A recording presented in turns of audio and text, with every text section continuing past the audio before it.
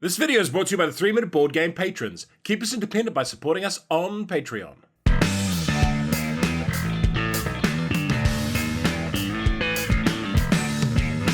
Kia ora koutou and welcome to Dune, War for Arrakis in about 3 minutes. Purchase copy used. There is no solo mode. It's a game for 2 to 4 players, playing time is long, and it's a pretty complex game. The spice melange is the most important resource in the known universe. It allows for space travel, extended life, and precognition. It exists on only one world, Arrakis. You will fight to determine who controls the spice. The Harkonnen player wins if they score 10 points, which they mostly get from defeating Fremen Sieges, with 1 to 3 points each. The Atreides player has a secret goal and wins when they reach that point level.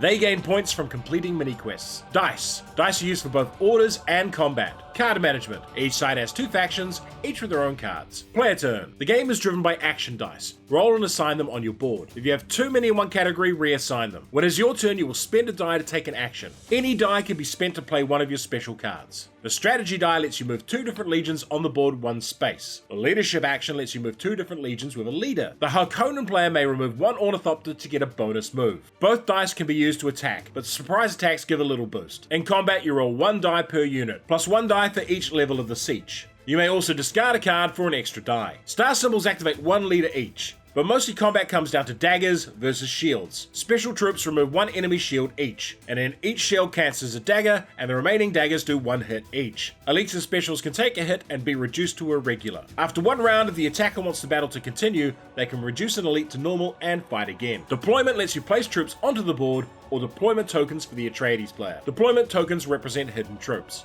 The Mentat action lets you draw more of your special cards, and the Harkonnen House action is to upgrade 2 units to Elite or to place 2 vehicles. The Atreides House action is to use any other action. And they also have the special Desert Power action, which uses no die and can place worm signs and move and attack with sandworms. Each action is modified by leaders, but only once per leader per turn. Ornithopters can be removed to reveal hidden sieges and deployment tokens. After all activations are done, you'll check to see if sandworms turn up, you'll roll storm damage against the Harkonnens, you'll then harvest spice and check if the Atreides goals have been completed. The spice harvest determines how many dice the Harkonnens get and how many vehicles they deploy. Why would you like this game?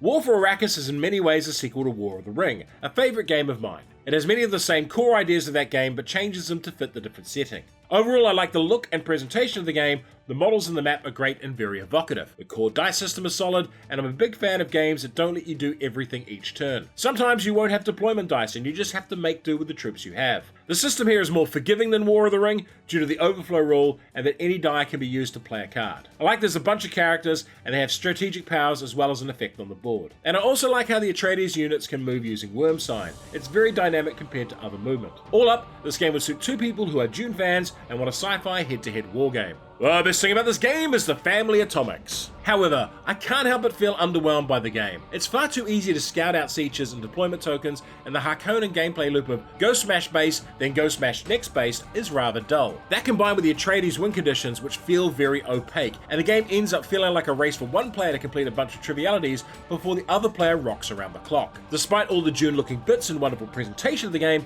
it feels nothing like fighting an insurrection on a desert world to me. Also, the combat's quite boring, spice barely matters, and this is a 2-player game. Playing with 3 or 4 is a bit of a joke. Obviously, I vastly prefer War of the Ring from the same designers. And for a different take on Dune, try Dune Imperium. Dune War for Arrakis. Style over substance. And if you enjoyed this video, hit the notification button, like, share, and subscribe to the channel.